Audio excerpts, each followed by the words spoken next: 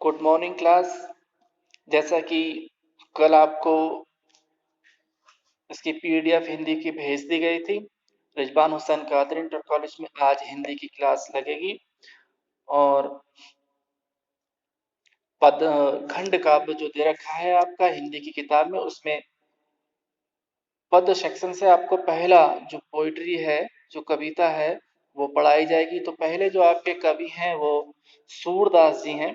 सूरदास जी कृष्ण भक्ति शाखा के सबसे प्रमुख कवि थे। इन्होंने कृष्ण की लीलाओं को बहुत शानदार तरीके से बयान किया है।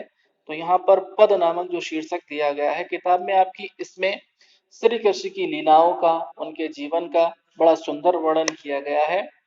तो ठीक है बच्चों, अब हम शुरू करते हैं। मैं मोहम्मद राशिद, आज आपको हिंदी की क्लास जारी रहेगी। सारे बच्चे हमारे ऑनलाइन हो चुके हैं। तो बच्चों अब हम शुरू करते हैं अपना पहला पद्यांश। चरण कमल बंदो हरि राई, जाकी कृपा पंगु गिरि लंघे, अंधे को सब कुछ दर्शाई, चरण कमल बंदो हरि राई। बहरो सुने गूंग पुनि बोले, रंक चले सिर छत्र धराई। सूरदास स्वामी करुणा में, बार बार बंदोती पाई, चरण कमल बंदो हरि राई। तो ठीक है बच्चों, ये पहला पद है। इसमें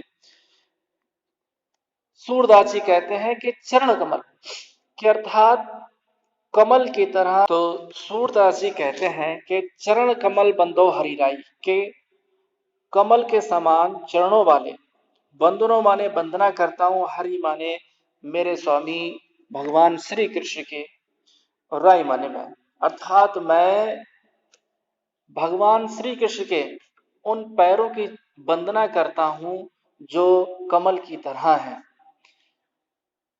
जिनकी कृपा हो जाने से, किनकी, उन पैरों की जो भगवान श्री कृष्ण के हैं, कमल के समान पैर हैं। कमल रूपी चरणों की वंदना करते हुए कहते हैं कि इन चरणों का जो असर है, जो प्रभाव है, वो बहुत व्यापक, बहुत बड़ा है। जाकी कृपा, जिनकी कृपा माने कृपा हो जाने से, पंगु माने लंगड़ा व्यक्ति, गिरी माने पर्वत या पहाड़ को, लंघे माने लांग देता है, लांग सकता है, और अंधे, अंधे को माने को सब कुछ दर्शाई। दर्शाई का मतलब होता है दिखाई देने लगता है, और अंधे को सब कुछ दिखाई देने लगता है। किनकी कृपा हो जाने से? उन कमल के समान चरणों की, भगवान श्री कृष्ण के। बहरो सुने, बहरा सुनने लगता है। गूंग पुनि, पुनि का मतलब होता है फिर से या दोबारा, बोले, बोलने लगता है। और रंक का मतलब होता है गरीब, दरिद्र, फकीर। और एक जो गरीब दरिद्र होता है वो चले माने चलने लगता है, सिर माने सिर पर, छत्र माने ताज को, धराई माने धारण करके। और अगर इन पैरों की कृपा हो जाए तो दरिद्र व्यक्ति भी जो है राजा बनकर अपने सर पर राज छत्र धारण कर लेता है।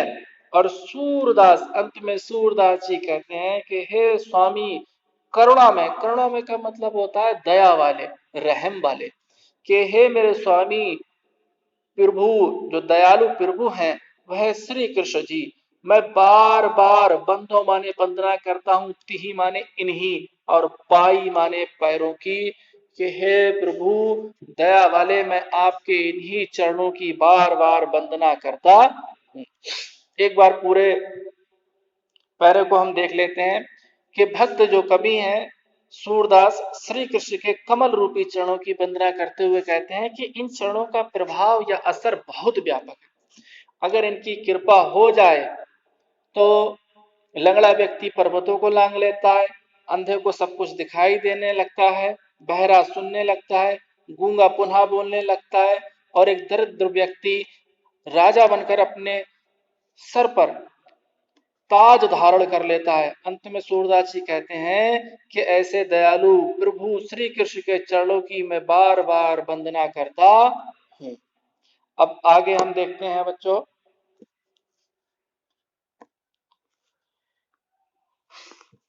अब दूसरा आता है हमारा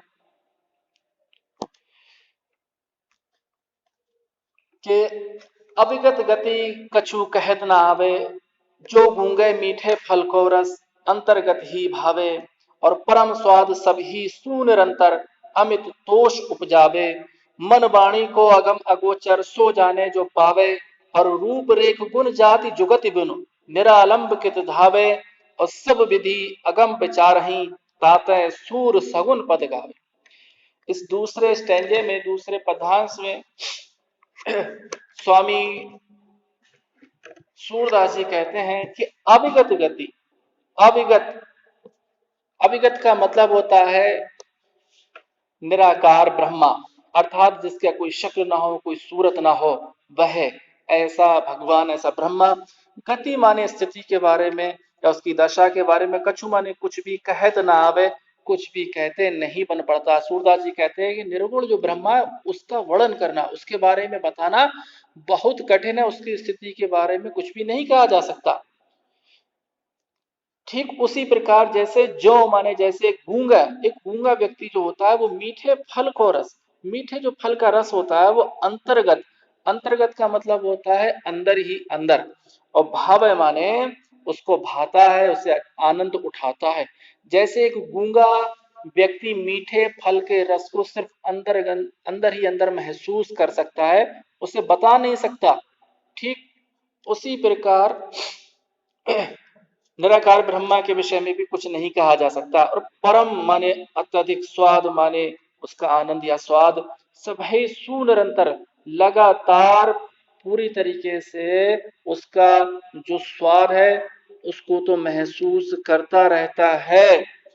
अमित तोष, और उससे अमित का मतलब होता है बहुत अधिक, तोष का मतलब होता है संतोष या सुकून। उपजावे माने पैदा होता है या उत्पन्न होता है या प्राप्त करता है। तो ये कह रहे हैं कि जिस प्रकार गूंगा व्यक्ति जो होता है मीठे फल के स्वाद को कहकर नहीं प्रकट कर सकता, बल्कि क्या होता है, मन ही मन, अंतर्गत ही, ठीक है, अंदर ही अंदर उसका स्वाद को महसूस करता है, उसे वाणी के द्वारा बता नहीं सकता। और मन वाणी को अगम अगोचर, मन वाणी, मन की वाणी को माने के लिए, अगम अगोचर, अगम का मतलब होता है पहुंच से बाहर होना, ठीक है, जिसके पास पहुंचा ना जा सके।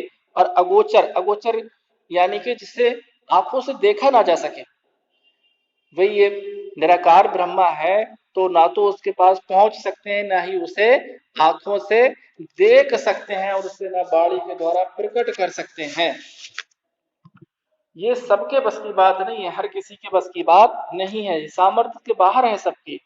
सिर्फ सो माने वही, जाने माने जान पाते हैं, जो माने जो, पावे माने से पा लेते हैं। सिर्फ वही इसके भक्ति के स्वाद को, निराकार ब्रह्मा की, वही लोग जान पाते हैं जो निराकार ब्रह्मा को पा लेते हैं। आम इंसान की बस की बात नहीं है।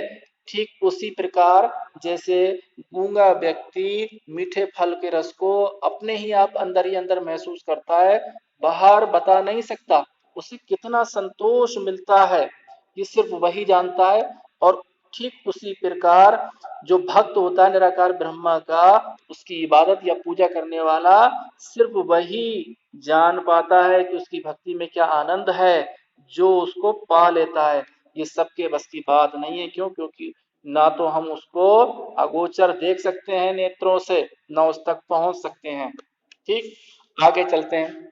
और रूप रेख गुण जाति जुगति बिन, और जो निराकार ब्रह्मा है उसका ना तो कोई रूप है, रेख ना ही कोई उसका आकार है, गुण ना उसका कोई गुण है, न जाति है, और जुगत, जुगत का मतलब होता है उपाय, और बिनु माने बिना, अर्थात उस तक पहुंचने का कोई उपाय ही नहीं है, ना उसका रूप है, ना आकार है, ना गुण है, ना जाति है।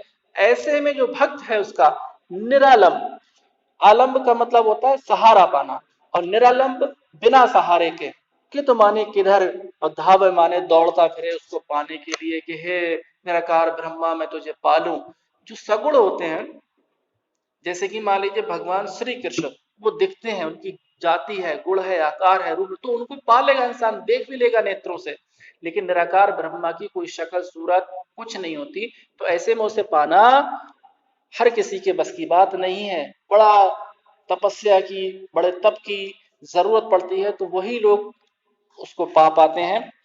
तो ऐसे में जब उसका ना कोई रूप है, न रेखा है, न गुण है, न जाति है, तो ऐसे में कोई सहारा भी नहीं है उसको पाने का, तो कहाँ बिना सहारे के कहाँ दौड़ता फिरे भक्त पाने के लिए। तो सब विधि अगम अगोचर। तो अंत में सूरदास जी कहते हैं कि सब विधि सारे उपाय करके देख लिए, अगम उसके पहुंचने, उस तक पहुंचने के विचार ही, विचार करके देख लिए सारे विधियों को हमने उस तक पहुंचने के, वहां तक नहीं पहुंच पाए, अर्थात हम उस निराकार ब्रह्मा की पहुंच को नहीं पहुंच पाएंगे, उस निराकार ब्रह्मा को हम प्राप्त नहीं कर पाएंगे।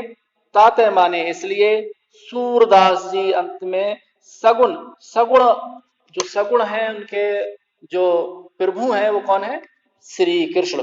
तो सगुण प्रभु मेरे श्री कृष्ण के पद माने पद, गावे माने गाऊंगा।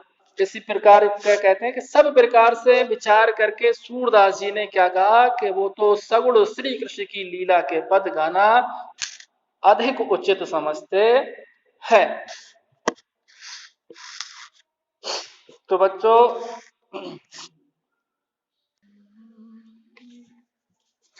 इस प्रकार आज जो है हम दो स्टैंजे आपको आज समझाए हैं, और आप अब इनका घर पे रिवीजन कीजिए। किसी प्रकार कुछ भी समझ में नहीं आ रहा है तो आपकी ये वीडियो है, और अगर दिक्कत आ रही है तो इस ग्रुप पर आप हमसे पूछ सकते हैं किसी भी तरीके की परेशानी को।